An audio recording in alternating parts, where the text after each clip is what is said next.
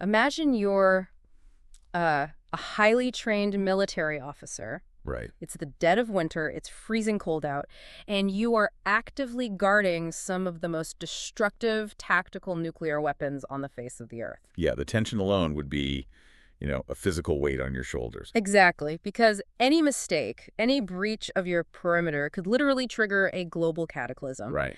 And then, out of nowhere, something entirely unknown drops out of the sky and lands just beyond your fence line. Which is terrifying. It's totally wild. Furthermore, your own base radar and your disaster preparedness equipment, they actually confirm that whatever this thing is, it's hovering directly over those nuclear bunkers. What do you do? I mean, you fall back in your training, right? Mm-hmm. But your training only covers, like, Soviet saboteurs or espionage or maybe mechanical failures. Yeah, the standard stuff. Exactly. There is literally no standard operating procedure for something that casually bypasses the most heavily defended airspace in the world and then, starts bending the laws of physics right in front of you. There isn't. And today's deep dive takes us straight into the heart of that exact terrifying scenario. Oh, yeah. We are unpacking the Rendlesham Forest incident of late December 1980. A lot of people, they casually refer to this as Britain's Roswell. They do. But as we tear into our sources today, I mean, that label feels incredibly inadequate. It really does. It's almost too simplistic. Yeah, it doesn't cover it. So we are working primarily from this comprehensive historical report titled The Rendlesham Forest Incident, Nuclear Bases and Extraterrestrial Contact. It's incredibly detailed. Right. And to understand the aftermath, like how a multinational military apparatus actually swallows an event of this magnitude, we're layering in the strategic analysis found in M.D. Sullig's book, H.U.S. Right, which explores the architecture of these unacknowledged, above presidential level intelligence operations. Yeah. Which is a whole other level of crazy. It really is. And we need to make it clear, some of Sillig's stuff gets into deep state politics and things that can be a bit charged. We aren't taking sides on any of that. No, definitely not. We're just impartially reporting on the content provided in these sources to understand the mechanics of what supposedly happened. Exactly. We're just looking at the framework. And the contrast here between the sheer visceral terror in the woods and the cold bureaucratic machinery that just immediately spun up to contain it. Yeah. I mean, that's what makes this case a masterclass in modern secrecy.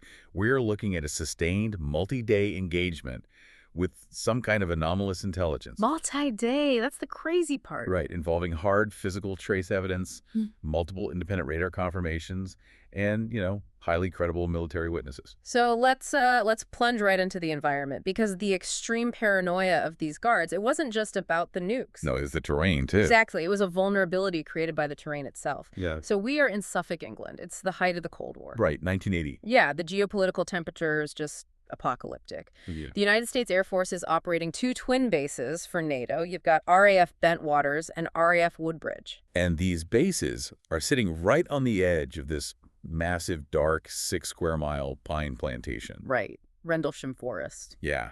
And we really have to understand the psychological posture of the personnel stationed there back then. This wasn't like a sleepy supply depot. Not at all. Bentwaters housed the largest arsenal of tactical nuclear weapons in all of Europe. Wow. We are talking about hundreds of nuclear gravity bombs stored in these heavily fortified, earth-covered igloos. They called it the Weapons Storage Area, or the WSA. And the guards patrolling that perimeter? I mean, they lived in a state of hypervigilance. Constantly. The Soviet threat wasn't some abstract concept to them. It was a daily existential pressure. Every shadow, every blip on the radar, it was treated as like the potential opening salvo of World War III. Exactly. And the geography of RAF Woodbridge, it acts like a funnel directly into this nightmare scenario. Yeah, the East Gate. Right, the east gate of Woodbridge opens straight onto the western edge of Rendlesham Forest. Which is this dense, sprawling, entirely unlit Forestry Commission property. Pitch black. And just beyond those trees, about 5 to 8 miles away on the coastline, sits the Orford Ness Lighthouse. Right, the lighthouse. You definitely want to keep the mechanics of that lighthouse in the back of your mind as you listen, because it becomes the ultimate scapegoat later on in this story. Oh, it really does. But for now, just picture pitch black winter woods, freezing fog, and young, heavily armed men staring out into the trees, basically waiting for the end of the world. And that psychological pressure cooker boils over in the early morning hours of December 26th. Right, night one. Exactly. It's roughly 3:00 a.m. A security patrol from the 81st Security Police Squadron sees this cascade of multicolored lights descending rapidly into the pine canopy just beyond the east gate. And their immediate pragmatic assumption is entirely terrestrial, right? They aren't thinking UFOs. No, not at all. They believe a light aircraft has crashed. Makes sense. So a patrol team, which includes Sergeant Jim Peniston, Airman John Burroughs, and Airman Ed Kabansag, they're dispatched on foot into the forest to locate the wreckage and secure the crash site. Right. And this is where the narrative just completely splinters into different realities. It really does. They move into the dense timber, but what they report experiencing in that clearing defies any conventional crash scenario. Especially Peniston's account. Yeah, Sergeant Peniston's account is by far the most extreme. He doesn't describe, twisted aluminum or burning jet fuel. No, he describes a solid, metallic, triangular craft sitting right there on the forest floor. He said it was roughly 9 feet wide and 6 feet high, emitting this warm glow. And Peniston's testimony goes way beyond just a mere sighting. He claims he actually approached the object and conducted a full physical examination. Wait, like he touched it? Yeah. He described running his bare hands over the hull. He noted that it felt like smooth, opaque, black glass and was physically warm to the touch. That is so specific. He even observed strange, raised symbols etched into the surface, which he likened to Egyptian hieroglyphics. And didn't he draw them? He did. He pulled out his standard-issue notebook and sketched these symbols by the ambient light of the craft itself. Okay, but it gets weirder because he also claims a physiological and psychological interaction with the craft that is genuinely difficult to process. Yeah, the binary code. Right. He stated that upon touching those symbols, he received a telepathic download of binary code. Which is just wild. I mean, we aren't talking about a vague feeling of dread or sudden intuition here. He claims his mind was suddenly flooded with a massive, continuous sequence of ones and zeros. And he actually spent hours later that night feverishly writing down 16 pages of this binary sequence into a notebook. The mechanics of that claim, like a direct neural interface data transfer from a solid hull, it pushes the boundaries of our understanding of human consciousness and, electromagnetic interference. It definitely pushes the boundaries. Yeah. But we have to look at the immediate context here. Because while Peniston is allegedly receiving this download from an alien hull, the statements from the other two men on the patrol paint a completely different picture. Burroughs and Kabansag. Right. They are in the exact same clearing at the exact same moment, and their accounts are drastically different. Yeah, I'm looking at the timeline of their statements, and it's jarring. Kabansag essentially reports that they saw a bright light pulsing in the woods, but every time they tried to approach it, the light seemed to retreat further back into the trees. Like they couldn't catch it. Exactly. He thought they were chasing a beacon from a farmhouse, and Burroughs corroborated that. He said they followed a sweeping beam for miles and eventually concluded they had just been fooled by the Orford Ness lighthouse. Though they did report some bizarre secondary effects. Right, the farm animals. They noted that farm animals nearby were going into a state of absolute terror, and they heard this horrifying sound echoing through the trees that they described as a woman screaming. Which, to be fair, the screaming woman detail is terrifying in the dark. Oh, absolutely.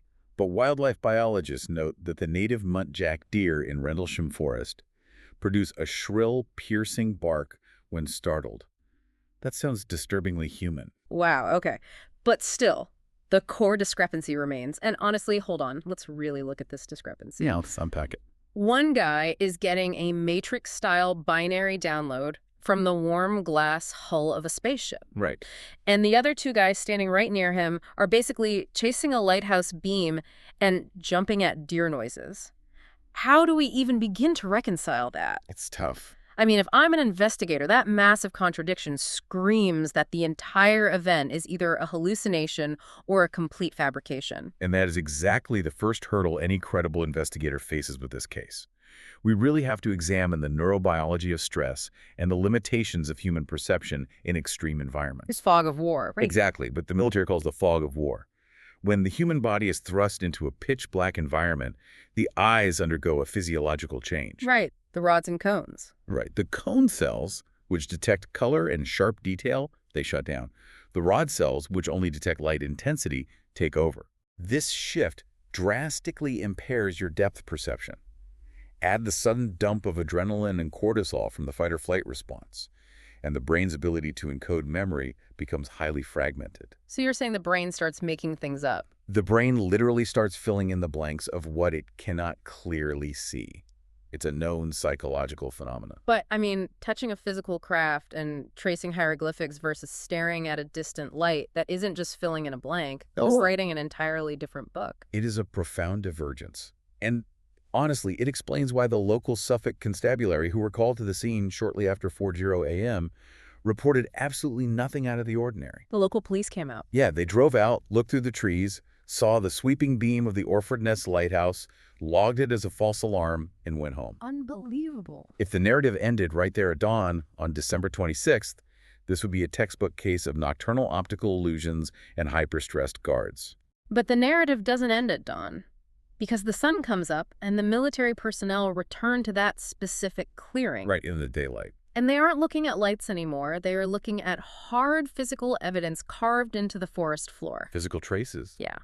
They find 3 distinct circular depressions in the hard-packed winter soil, forming a perfect equilateral triangle 12 feet across. And they meticulously document the site. They find burn marks on the trunks of the pine trees facing the center of the triangle. They even look up and observe fragmently broken branches in the canopy directly overhead. Which suggests something of significant mass had descended vertically right through the trees. Right. They actually pour plaster of Paris into the soil depressions to create permanent casts of the indentations. Which is standard forensic procedure. Mm. But then the local police come back out in the daylight, look at the plaster casts, and dismiss them entirely. Of course they do. They suggest the holes were dug by burrowing rabbits, and the tree damage was just from a recent winter gale. Rabbits digging a perfect 12-foot equilateral triangle. Yeah, it's a bit of a stretch. But the military brings something the local cops don't have, which is an ANPDR-27. The radiation meter. Exactly. The ANPDR-27 is a military-grade portable radiation survey meter.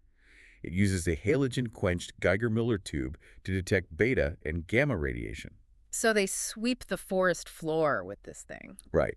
And keep in mind, normal background radiation in that part of Suffolk sits around 0.03 millions per hour. From, like, natural soil isotope. Yeah, trace amounts of potassium-40 and atmospheric cosmic rays. Yeah. Very low level. But when they sweep the AMPDR-27 over those 3 triangular depressions, the meter jumps. It does. They record readings between 0.05 and 0.07 millions per hour. So let's break that down for you listening, because a lot of people hear the word radiation and immediately picture, like, hazmat suits and glowing green sludge. Right, Godzilla stuff. Yeah. So what does 0.07 millions actually mean biologically? Biologically, it is completely harmless. It's a very low-level emission, roughly double the normal background rate. Okay, so it's not melting anyone's face off. Not at all. Yeah. Honestly, you would receive a higher dose of radiation just taking a commercial flight from London to New York. Wow, really? Yeah. And the British Ministry of Defense later used this exact fact to dismiss the readings, arguing that they were biologically insignificant and therefore posed no threat to defense. But that completely misses the point of the instrument. Completely. I mean, they are using a biological safety standard to dismiss a mechanical anomaly. The importance isn't the amount of radiation, it's the geometry of the radiation. That is precisely the issue. The radiation was not uniformly distributed across the forest floor. It was strictly localized. Inside the holes. Right. The meter clicked wildly when placed inside the 3 specific dirt indentations, and then it fell back to normal baseline the moment it was moved a few feet away. Which is so telling. You do not get a geometric, highly localized spike of beta and gamma emitters from a rabbit burrow or a fallen branch. No. The physical trace evidence indicated a localized energetic event occurred in that specific clearing. And suddenly, the military brass could no longer pretend this was just jumpy guards chasing a lighthouse. A data forced their hand. Yeah, the radiation readings elevated the situation entirely. And more terrifyingly, whatever caused that radiation wasn't finished, because it returned to the base perimeter the very next night. Night 2. And the events of the night of December 26th, transitioning into the 27th, they represent a massive escalation. It's crazy. And crucially, they form the most suppressed chapter of the entire incident. Right, because for decades, the public and researchers only focused on nights 1 and 3. Night 2 is essentially a black hole. Completely ignored. It was only through the exhaustive investigation of researchers like former police detective Gary Hesseltine that the unacknowledged encounter of Lieutenant Bonnie Tamplin was finally brought to light. And the Bonnie Tamplin account shifts this from a spooky mystery into a kinetic military engagement. It absolutely does. I mean, what happens when a security protocol encounters something that breaks the laws of physics?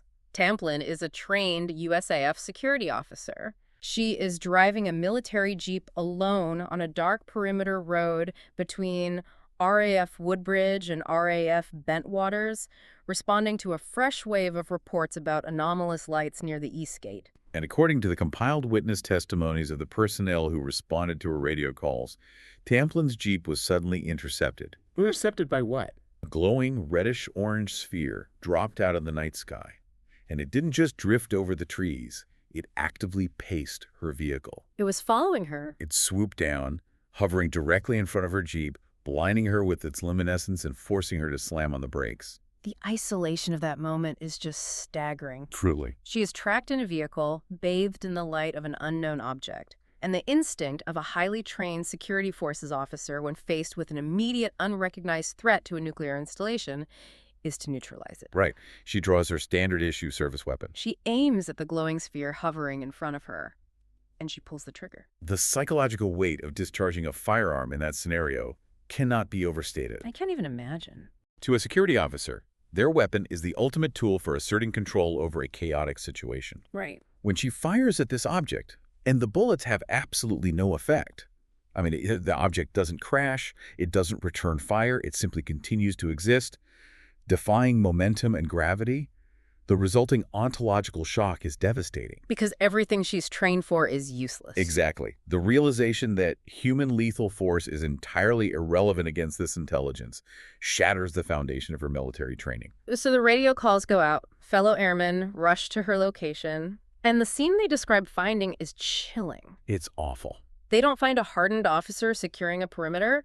They find a woman who has completely unraveled. She is sobbing uncontrollably. Right. Her uniform is disheveled, she is missing her beret, and she appears to be in a state of profound clinical shock, almost as if she has been physically or psychologically assaulted by the mere presence of the object. And the response from the base command is instantaneous and absolute. They don't mess around.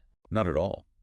When a military police officer discharges a weapon at an unidentified target on a tactical nuclear base, it instantly triggers a severe code red security protocol. Yeah, the incident is no longer a localized curiosity. It is a critical vulnerability. It's like finding a massive leak on a nuclear submarine.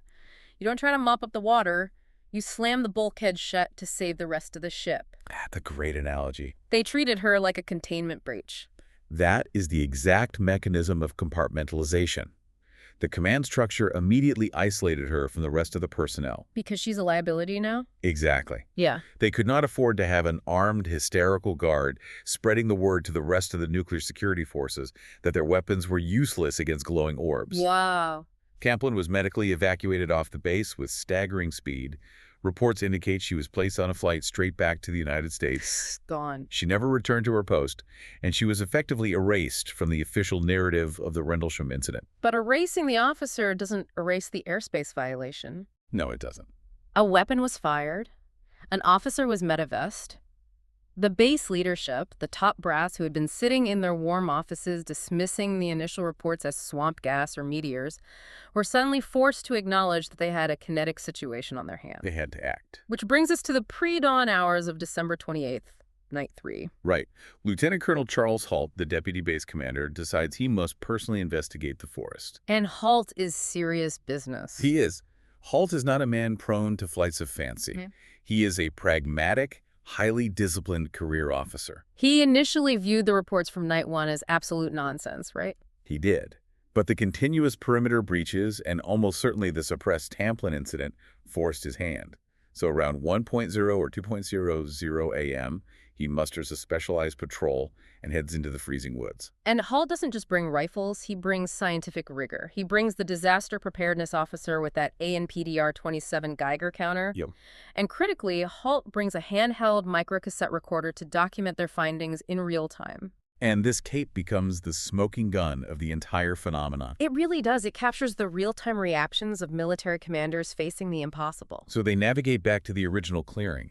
The Geiger counter confirms the physical trace evidence. You can actually hear the rhythmic clicking on the tape as they record the localized radiation spikes inside the dirt depressions. Right, and they visually confirm the broken pine branches directly overhead. But while they are in the process of validating that mechanical data, the forest environment fundamentally changes around them. The Halt tape captures the sheer adrenaline of the encounter. Oh, it's intense.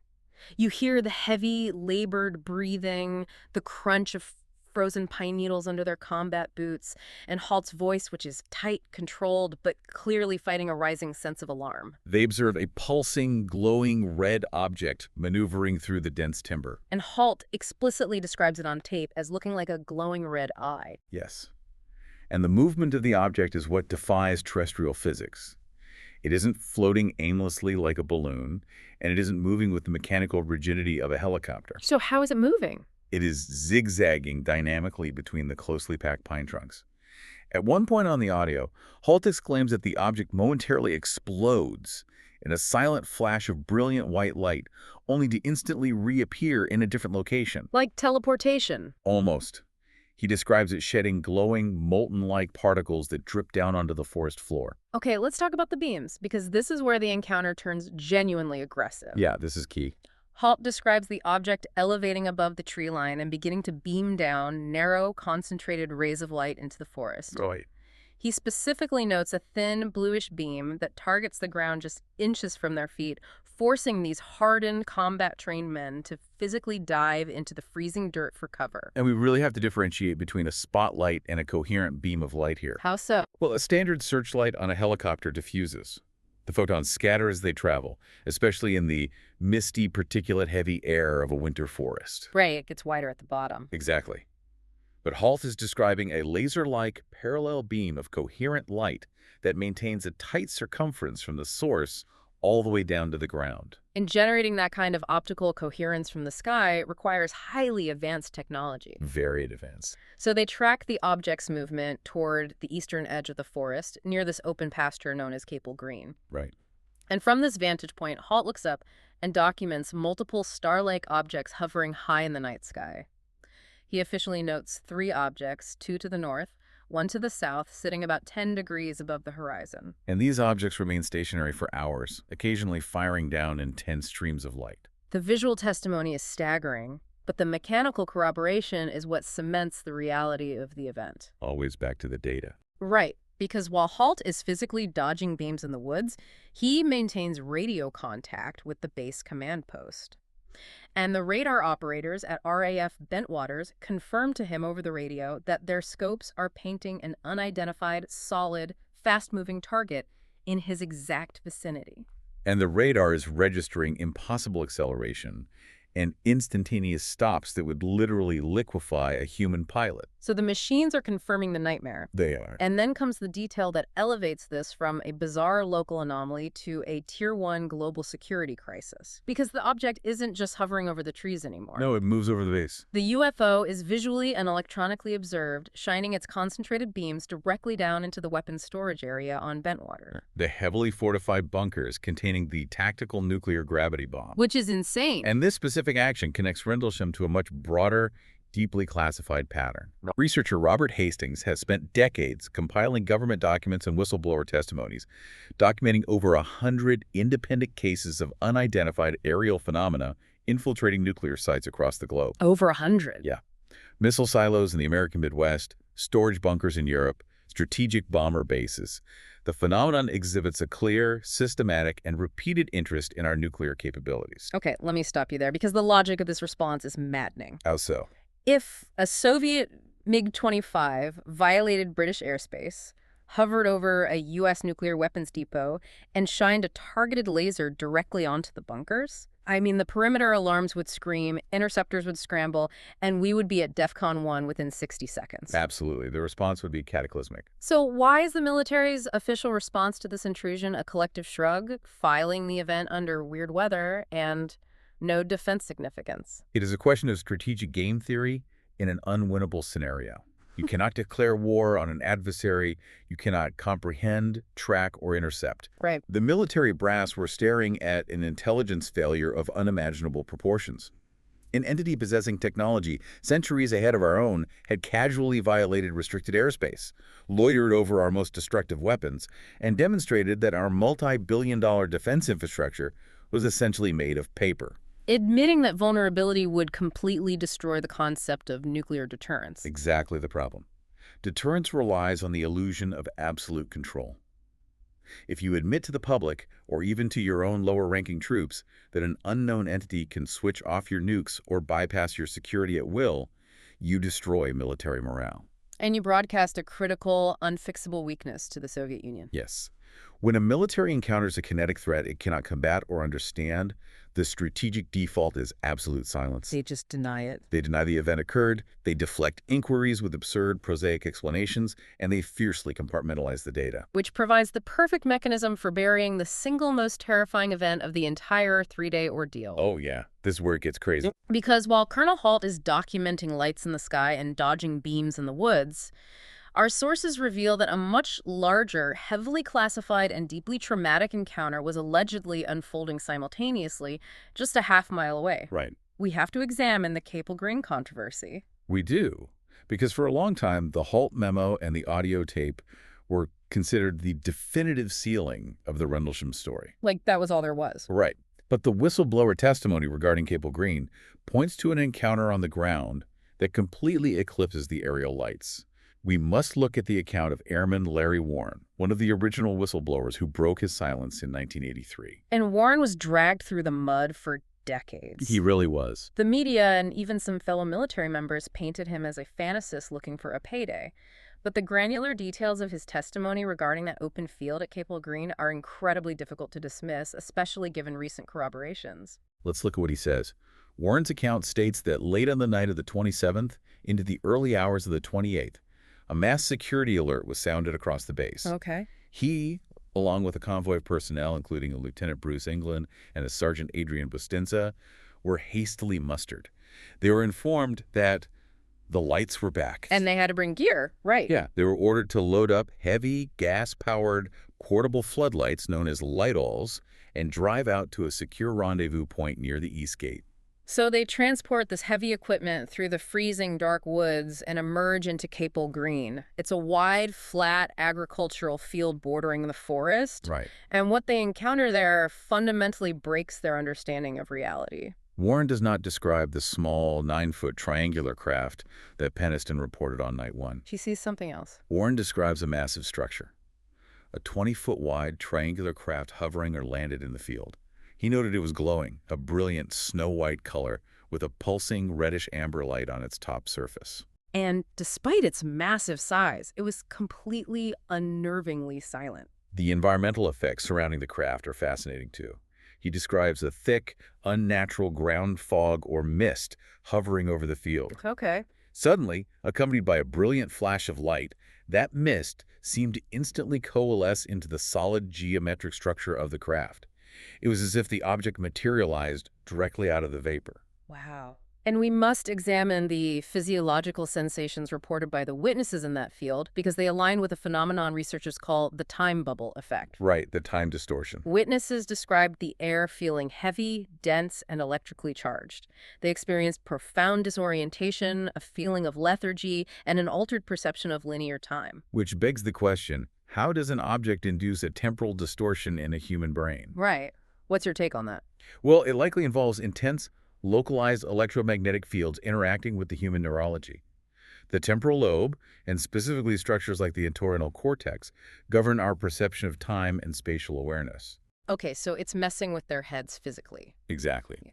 If a craft is utilizing a propulsion system that generates massive, oscillating magnetic fields, it could essentially act like a giant, localized transcranial magnetic stimulation device, disrupting the brain's internal clock. So they aren't actually traveling through time. No, their neurological processing of time is being externally suppressed. They feel like they are moving through molasses. And there is a crowd experiencing this. Warren notes a ring of U.S. security personnel, and astonishingly, Local British civilian police officers all standing in a perimeter, watching this massive craft in stunned silence. Just staring at it. Warren is standing perhaps 10 or 15 feet away. And then the isolation of the event shatters because the entities appear. This is the absolute core of the controversy. Yeah. Warren reported that 3 humanoid figures emerge. They didn't walk down a ramp. They seemed to separate out of the blinding luminescence of the craft itself. Like they were made of light. At first, they appeared as shimmering, translucent distortions, almost like heat waves or bubbles in the air. But they slowly resolve into physical forms.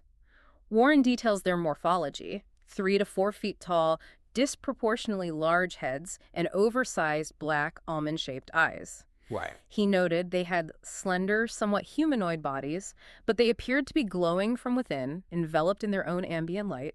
He specifically likened their facial structure to the archetypal gray alien depicted on the cover of Whitley Strieber's famous book, Communion. And beyond the visual shock, there was a cognitive intrusion. Warren reported receiving a distinct telepathic impression. A message. It wasn't a voice echoing in his ears. It was a fully formed thought forcibly planted into his consciousness. The impression was a simple, profound question. Why are you here? It's an incredibly loaded question, considering the humans are the ones standing next to a stockpile of apocalyptic nuclear weapons. It's very true. And Warren claims he wasn't the only one receiving this message because the absolute highest level of base leadership was present. He explicitly places the base commander, Colonel Gordon Williams, at the scene, arriving by jeep to take direct command of the interaction. And the military apparatus didn't just watch. They aggressively documented the encounter. They filmed it. Warren claims an Air Force photographer was present, actively rolling motion picture film, likely 8mm or 16mm, while one of the British civilian police officers was rapidly snapping photographs with a 35mm camera. But the moment the encounter ends, Warren says the craft lifted off and shot away into the sky with impossible speed, disappearing in the blink of an eye. The documentation phase ends, and the suppression phase begins immediately. The clampdown was instantaneous and brutal. Orders were shouted. All cameras and all rolls of film were immediately confiscated by military intelligence. Just taken away. Warren made a crucial observation. The British police officers handed their film over to the American military personnel without a single word of protest or jurisdictional argument. Which heavily implies a prearranged multinational protocol designed for exactly this kind of anomalous event. Right. The personnel are ordered back to the base, and the hammer drops. Yeah, Warren and the other airmen are separated and subjected to aggressive, highly coercive debriefings by agents from the OSI, the Air Force Office of Special Investigations. They are forced to sign draconian non-disclosure agreements. And the psychological warfare used against these young men is horrific. Warren vividly recalls an OSI interrogator leaning over him, looking him dead in the eye, and quietly stating, "Bullets are cheap. The implication is unambiguous. We can kill you. We can make you disappear in a training accident or a suicide, and it will cost the government absolutely nothing. It is a brutal intimidation tactic designed to leverage the inherent power dynamic of the military to ensure absolute, terrified silence from the witnesses. Wait, stop. We were talking about glowing orbs, missing time, and intense electromagnetic fields. That's one thing. Right. But if I'm listening to this deep dive right now, I'm screaming at my phone that Larry Warren made this up. Translucent, telepathic aliens stepping out of a lightship at a NATO nuclear base while the base commander watches. It sounds like sci-fi. How do you possibly defend claims that sound like a script rejected from a Spielberg movie? You defend it by looking at the evolution of the historical record and the sudden weight of corroborating testimony. Okay. For 35 years, Larry Warren stood largely alone, absorbing the ridicule of the media and the explicit denials of his own commanders. But recently, the dam of compartmentalization broke. Steve Longaro? Yes. Steve Longaro, another airman who was Warren's roommate at the time, broke a 3-decade silence. He went on the record confirming that Warren was actively involved that night, and he confirmed the base-wide alarms going off over the nuclear bunkers. And Longaro didn't just confirm the alarms. He stated he was personally sent out to Cable Green, he helped set up those heavy portable light-alls, and he witnessed the aftermath of the massive craft in the field. Precisely. And Sergeant Adrian Bustinza, the man Warren explicitly claimed was standing right next to him in the field during the encounter, has also broken his silence to confirm that a craft was indeed on the ground at Cable Green and that anomalous entities were present. That's huge. Furthermore, we must look at the modern polygraph data. In 2022, Larry Warren voluntarily submitted to a top-level polygraph examination administered by Patty Ryder, a highly respected, independent examiner. And polygraphs have gotten much better, right? Modern polygraphs don't just detect lies. They measure minute autonomic arousal responses, heart rate variability, galvanic skin response, respiratory changes when recalling specific memories. Warren passed with high charts on all the critical questions regarding the 20-foot craft and the translucent entities. It is incredibly difficult to dismiss a modern, rigorous polygraph combined with the sudden, independent corroboration of multiple military witnesses who risked their reputations to speak up after 35 years of silence. It really is. But let's take a collective breath here. Yeah. We have mapped out an exhausting chronological journey. The localized radiation, the terrified officer firing her weapon, the base commander dodging laser beams, and the mass sighting of entities at Capel Green. It's a lot to process. The listener is likely reeling from the sheer scale of the claims. We have to look at the other side of the coin. How does the official record and how do the professional skeptics attempt to explain all of this away? We must dissect the skeptical playbook. Understanding how anomalous events are deconstructed and normalized by those who reject the extraterrestrial hypothesis is crucial. So who is the main skeptic here? The most prominent and vocal skeptical voice in the Rendlesham case is British science writer Ian Ridpath. Over the years, he has constructed a fully prosaic, step-by-step terrestrial explanation for almost every single element of the three-day encounter. Okay, I'm looking at Ridpath's timeline right now. He tackles night one by pointing to astronomical records. He notes that at exactly 3.0 a.m. on December 26th, a very bright fireball meteor was visually recorded burning up in the night sky over southern England. Right. He argues that the hyper-vigilant guards saw this sudden flash descending toward the horizon, genuinely believed a Soviet aircraft or a light plane had crashed, and dispatched the patrol into the woods. It is a plausible initial trigger. A bright bull-eyed meteor can easily startle a guard on a dark night. Sure. But Ridpath's theory requires a secondary mechanism to explain the sustained encounter in the woods. He posits that once the patrol entered the dark, dense pine forest, their eyes were desperately searching for a light source to guide them to the crash. And they found one. The Orford Ness Lighthouse. I see where he's going. The lighthouse is 5 miles away, but its beam sweeps across the coastline. Ridpath argues that in the pitch-black forest, among the tightly packed pine trunks, the airmen lost all sense of depth perception. They saw the sweeping beam of the lighthouse cutting through the trees, and in their stressed state, misidentified it as a glowing, maneuvering object hovering right in front of them. And he applies the exact same logic to Night 3 and Colonel Halt's meticulous investigation, doesn't he? He does. Ridpath suggests that the glowing, pulsing red eye that Halt's team chased through the timber, the object that appeared to explode and shed molten light, was nothing more than the Orford Ness Lighthouse. Unbelievable. Skeptics argue that when you view a powerful, rotating light source through multiple layers of moving tree branches and winter mist, the optical scattering can make the light appear to blink, shift vertically, and fracture into pieces. What about the objects Halt saw hovering in the sky? The ones shining beams down for hours. Ridpath claims those were literally just stars. Specifically, he points to Sirius, the brightest star in the winter sky, and Vega, both of which were low on the horizon that night. Stars firing lasers. He relies on the concept of atmospheric scintillation. When starlight passes through turbulent layers of Earth's atmosphere with different temperatures and densities, the light refracts rapidly. This causes the star to twinkle violently, shift colors, and even appear to jump or hover erratically to an observer on the ground. And the physical trace evidence, the radiation readings. Dismissed entirely as natural phenomena. Of course. The 3 perfect indentations. Rabbit burrows or old logging marks. The burn marks. Naturally occurring tree resin reflecting light. Or old damage from a winter storm. And the radiation reading of 0.07 milliradians. Explained away as a slight natural fluctuation in soil radioactivity. Critics of the military's investigation point out that the ANPDR-27 Geiger counter is designed to detect massive lethal doses of radiation after a nuclear blast. It is not calibrated for pinpoint, low-level environmental precision. Ah, I see. Therefore, Ridpath argues the slightly elevated readings were essentially meaningless background noise, misread by an inexperienced officer. Wow. Okay, so Ridpath provides the scientific skepticism, but there is another theory that is frankly far more cinematic.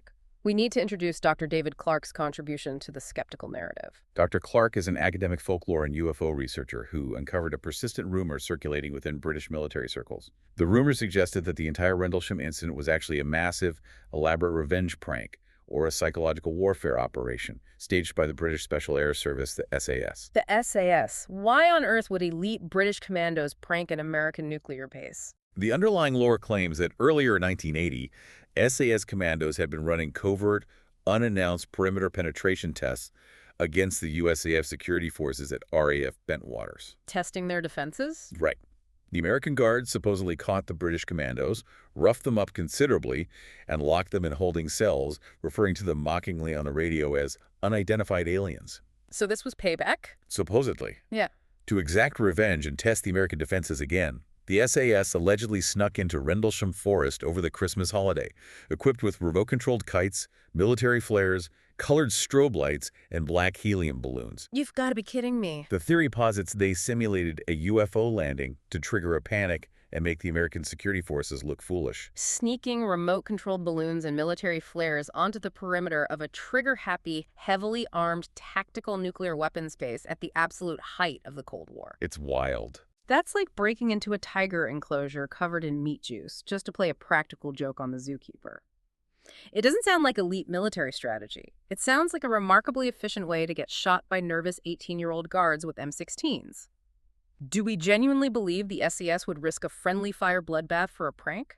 It strains credulity to the breaking point. And to be completely fair to Dr. Clark, after extensively investigating the CS rumor, he ultimately concluded it was almost certainly a hoax or a barracks tall tale. Okay, good. There is zero documentary or testimonial evidence that the SAS were in that forest. But the fact that this theory was seriously entertained demonstrates the extreme lengths to which researchers will go to force a terrestrial explanation onto an anomalous event. We have to dissect the lighthouse theory because that is the bedrock of the skeptical argument. Does it actually hold up to scrutiny? It collapses under the weight of the actual witness testimony and the mechanical data. First, Colonel Halt and his team were not naive recruits. They were experienced, senior military professionals who knew the local terrain intimately. On the unedited Halt tape itself, one of the officers explicitly notes the position of the lighthouse. You can hear them clearly state, there's the lighthouse, and there is the object. You can't misidentify it if you're looking at both. Exactly. You cannot misidentify an object as a lighthouse if you are simultaneously observing the actual lighthouse in a completely different sector of the sky. You see this constantly in skeptical debunks. They selectively edit the timeline. Furthermore, the Orford Ness Lighthouse had a strictly regulated, predictable flash interval. It flashed twice every 5 seconds. Right. The red glowing object Halt's team tracked, moved horizontally, elevated vertically, and dripped glowing liquid. A rotating Fresnel lens does not drip molten light. Additionally, historical records confirm that by 1980, the Orford Ness Lighthouse had a solid landward shroud installed over the lens specifically to prevent its powerful beam from blinding the military personnel and civilians inland. Wait, so the beam didn't even shine into the forest? The beam only swept out to sea. And most critically, you cannot explain away the base radar hits with a lighthouse beam or a twinkling star. A lighthouse beam does not bounce a solid physical return to an air traffic controller's scope showing impossible aerodynamic speeds. Not at all. And a family of burrowing rabbits does not neatly arrange its holes into a perfect 12-foot equilateral triangle that emits localized geometric spikes of beta radiation. The prosaic explanations fundamentally fail when you view the evidence holistically. To accept Ian Ridpath's theory, you must assume that dozens of highly trained personnel entrusted with guarding the world's most dangerous weapons simultaneously suffered from acute mass hysteria. And they entirely forgot how lighthouses and stars function. Right, and they failed to recognize the sounds of local farm animals and completely misread their own specialized technical equipment. It requires more suspension of disbelief to accept the skeptical narrative than it does to accept that something anomalous actually occurred. Which brings us to the darkest, most compelling part of this deep dive. If the prosaic explanations are inadequate and the mechanical data proves they are, we are left with a massive, terrifying reality. We really are. We are left with a genuine, anomalous event involving physics-defying craft and non-human entities at a NATO nuclear installation. If this event is real, the most pressing question isn't what happened, but who is hiding the evidence, and how have they successfully maintained the lie for over 40 years? To answer that, we must transition from analyzing the event in the woods to analyzing the architecture of the cover-up in the boardrooms. Enter M.D. Selig. Yes, this is where M.D. Selig's assertions in his book, Hush, become the critical lens through which we must view Rendlesham. Selig meticulously details the concept of the alien deep state. Selig talks heavily about knowledge control. What does that actually look like in the context of a government burying a UFO encounter involving hundreds of military witnesses? Knowledge control means that the ultimate truth regarding this phenomenon is not held in the Oval Office, the halls of Congress, or by the British Prime Minister. So who has it? Selig asserts that the core secrets are managed by unacknowledged special access programs, USAPs.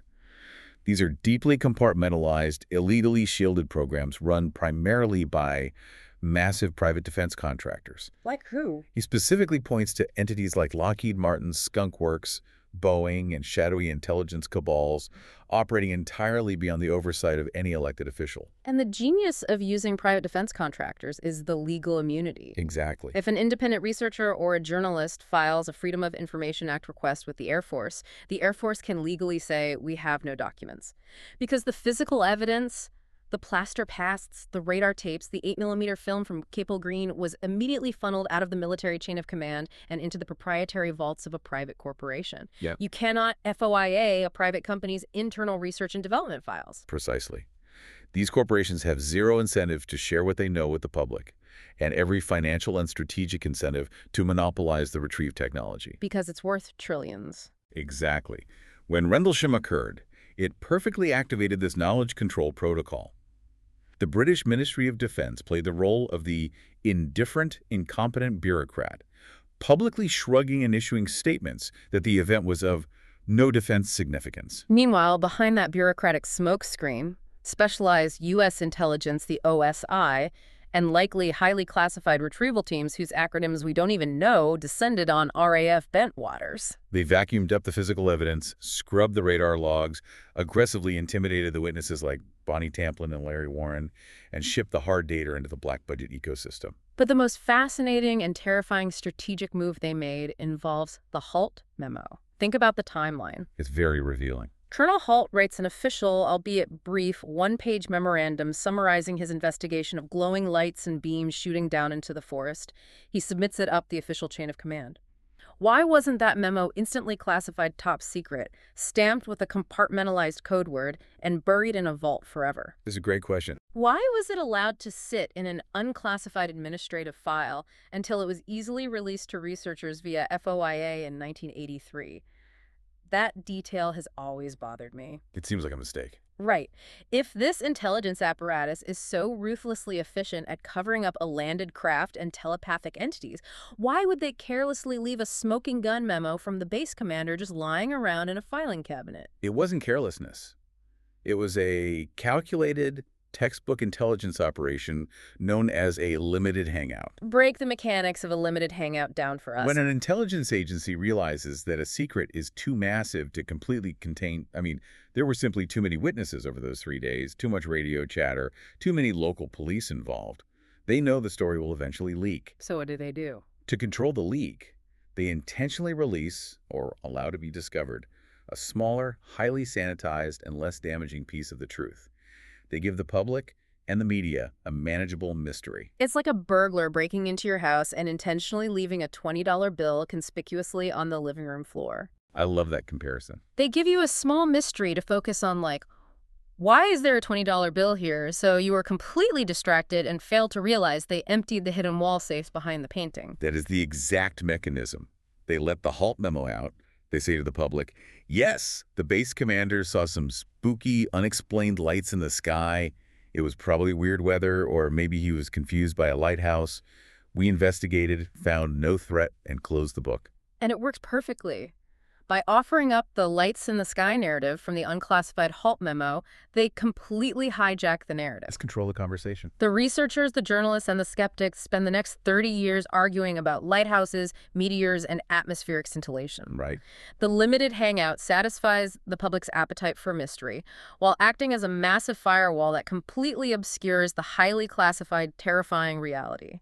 That a 20-foot craft landed in Capel Green, altered the perception of time, and non-human entities walked out of it while the base commander watched. The Rendlesham case is the ultimate textbook example of how the machinery of modern secrecy operates. Yeah, it really is. It demonstrates the initial rapid containment, the immediate psychological warfare against the witnesses, the deployment of a limited hangout to control the media narrative, and the decades-long reliance on professional skeptics to constantly muddy the waters with absurd prosaic theories. But the architecture of secrecy is inherently flawed, isn't it? The truth, especially a truth this profound, has a way of leaking. It does. Compartmentalization relies on fear, and over time, fear degrades. You can silence a Larry Warren with threats from the OSI in 1980. Right. But eventually, 30 or 40 years later, men like Steve Longaro or Adrian Bustinza reach a point in their lives where the burden of carrying that secret becomes heavier than their fear of government retaliation. Which is why they speak out. Yes, the battle for transparency regarding this phenomenon is far from over. But the walls of the USAP vaults are starting to show severe stress fractures. Witness by witness, the historical record is correcting itself. Which brings our investigation of the Rendlesham Forest incident to a close. We have covered an immense, exhausting amount of ground today. We really have. We started in the freezing, pitch-black pine trees on the night of December 26th, feeling the warm glass and the electrical charge of an impossible craft. We rode shotgun with Lieutenant Bonnie Tamplin as she fired her service weapon in a state of absolute ontological terror. Such a powerful moment. We stood shoulder to shoulder with Colonel Charles Halt, diving into the frozen dirt as coherent beams of light scoured a nuclear bunker, and we stood in the glowing, time-dilated mist of Capel Green, facing entities that defied every law of human biology and physics.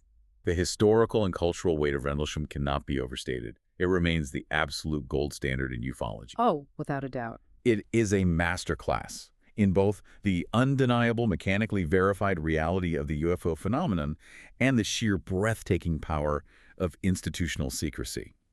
It proves that despite the media ridicule, despite the draconian NDAs, and despite the explicit threats to their lives, human witnesses will eventually feel a moral compulsion to speak the truth of what they experienced. And as we close this deep dive, I want to leave you with a final lingering thought. We've talked extensively about M.D. Sillig's work, about this alien deep state and the concept of knowledge control. Right. Consider the implications if his assertions are accurate. If it is true that highly classified groups, private defense contractors, and rogue intelligence cabals operating entirely outside of the oversight of the president, the prime minister, or any elected body are truly the ones hoarding the physical evidence, the biologics, and the data of extraterrestrial contact. The geopolitical and philosophical implications are staggering. They are completely paradigm shifting.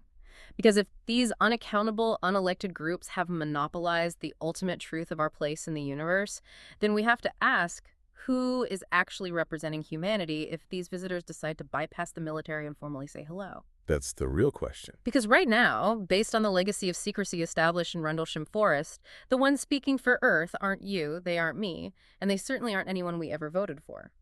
Thank you for joining us on this deep dive into the unknown. Stay curious, trust your instincts, and keep questioning the official narrative.